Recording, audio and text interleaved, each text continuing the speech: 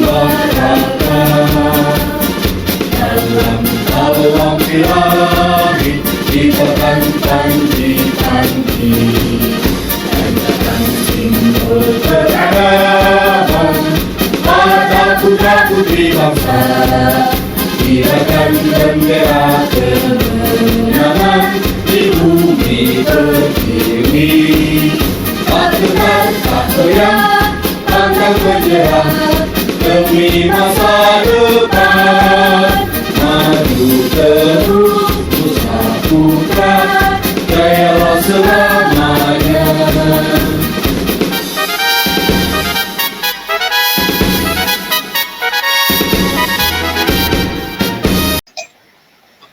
Assalamualaikum warahmatullahi wabarakatuh.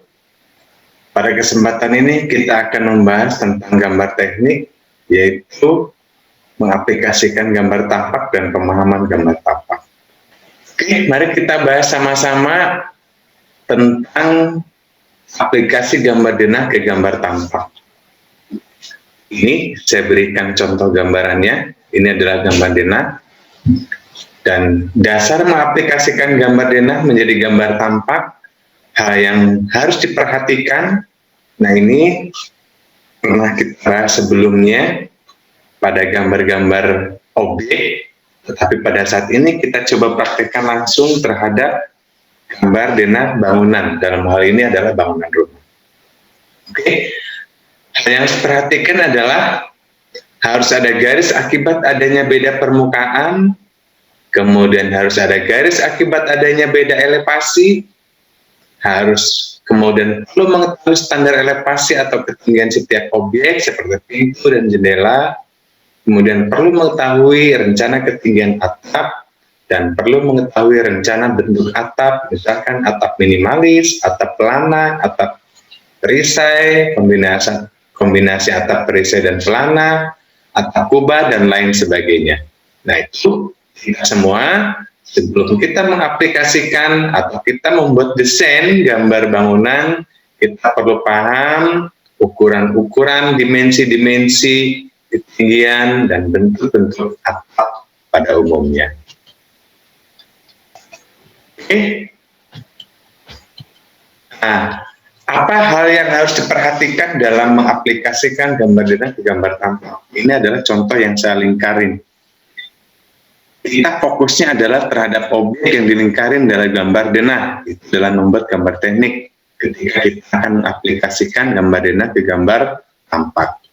Oke, apabila kita ambil bagian tersebut adalah gambar inilah yang perlu kita perhatikan betul-betul dalam mengaplikasikan gambar denah ke dalam gambar tampak. Oke, kemudian konsentrasi pada titik mana, yaitu konsentrasinya adalah pada titik 1 ini, kemudian sampai dengan titik 6, sedangkan titik 7 bisa diperhatikan setelah membuat gambar atap. Titik 1 dan titik 2 harus ada 2 garis nyata, dan titik 2 harus ada 2 garis nyata, ya.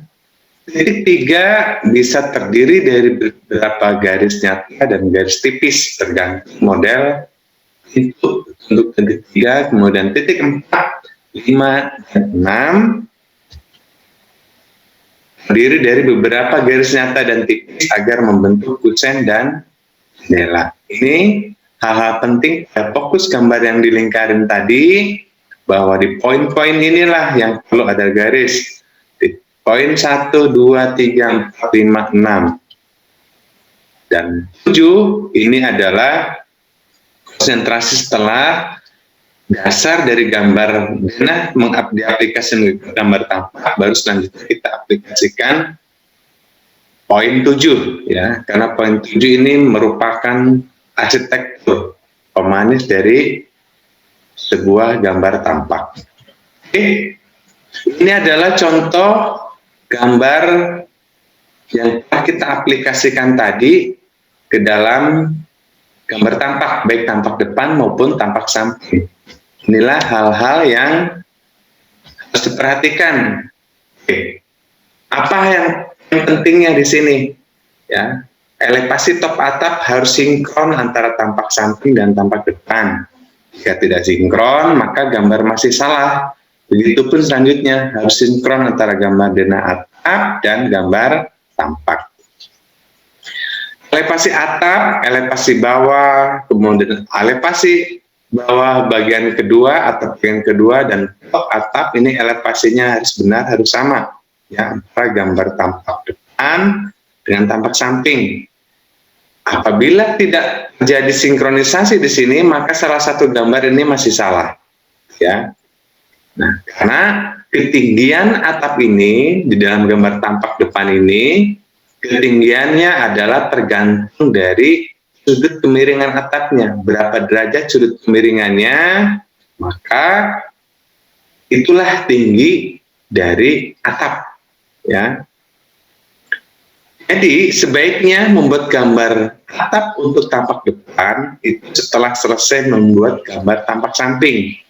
Karena dalam membuat gambar tampak samping itu sudah jelas ukuran ketinggian atapnya berdasarkan kemiringan atapnya, sehingga ketinggian atap di tampak depan mengikuti daripada garis daripada ketinggian tampak samping. Kemudian hal yang perlu diperhatikan dalam membuat gambar atap itu adalah berapa ukuran dari badan bangunan sampai ke hubungan ini, hubungan pertama dan hubungan kedua. Oleh karena itu, gambar atap, contoh dalam gambar tampak depan ini, hubungan terdiri dari dua elevasi, elevasi atas dan elevasi bawah. Hal ini karena bentuk atapnya adalah seperti ini, ya. Jadi di sini ada hubungan, di sini ada hubungan, sehingga gambar tampak depan mempunyai hubungan dua elevasi. Oke. Kemudian selanjutnya adalah tentang estetika arsitektur pada gambar tampak. Nah, itu yang dimaksud dengan tadi kita bahwa poin 7 kita selesaikan setelah gambar tadi selesai. Kenapa? Karena di sini contoh gambar tadi ya, apabila kita tidak kemas sedemikian rupa dalam sisi arsitektur, itu menjadi sebuah gambar atau desain rumah yang biasa-biasa saja. Tetapi ketika kita telah mendesain sedemikian rupa, menambahkan beberapa ornamen, misalkan ada kolom, ada kanopi beton, kemudian ada variasi dinding, ada variasi dinding lain yang mungkin kita akan menggunakan finishing lainnya, maka hal ini menjadi nilai estetik arsitektur yang cukup menarik, gitu ya. Nah, estetika arsitektur adalah bagaimana memberikan ornamen pada tampak agar tampak terlihat indah. Contoh pada gambar tersebut dengan memodifikasi pilar, kanopi beton, variasi dinding, pasangan batu alam atau keramik atau jenisnya, sehingga membuatlah gambar tampak ini mempunyai nilai arsitektur. Nah, ini adalah contoh perspektif dari tadi. Nah, selanjutnya dengan kita mengaplikasikan ke gambar 3 dimensi, gambar perspektif ke gambar visual, kita harus simulasikan variasi-variasi warna yang tepat warnanya yang seperti apa, gitu ya. Dan biasanya dalam arsitektur, kombinasi warna menjadi hal yang sangat penting untuk sebuah desain. Oke, itu adalah poin pentingnya dalam mengaplikasikan gambar denah ke gambar tampak, ya. Dalam hal ini denah bangunan ke gambar tampak bangunan. Contoh di sini hal yang diperhatikan adalah satu, di sini terlihat ada gambar dinding menonjol yang terdiri dari dinding full dan dinding tidak full, maka di sini harus ada terlihat ada dua garis di sini adalah membentuk ketebalan dinding. Titik 2 juga sama. Titik 3 garis nyatanya adalah untuk membuat gambar objek pintu. Titik 4 dan titik 5 ini kita harus membuat garis nyata yang membuat gambar objek jendela. Sama titik 6 juga garis nyata yang membentuk titik objek jendela. Kemudian poin 7 ini adalah bagian dari arsitektur. Misalkan dalam arsitektur dalam rumah ini kita menambahkan kanopi beton dengan kolom-kolom atau yang lainnya agar gambar denah atau gambar tampak bangunan ini menjadi terlihat semakin bagus. Oke. Setelah ini selanjutnya kita akan mempraktekkan langsung bagaimana cara mengaplikasikan gambarnya, cara membuat gambarnya, kemudian bagaimana cara membuat gambar atap, dan sekaligus bagaimana cara membuat gambar denah atap. Kita akan masuk ke video selanjutnya.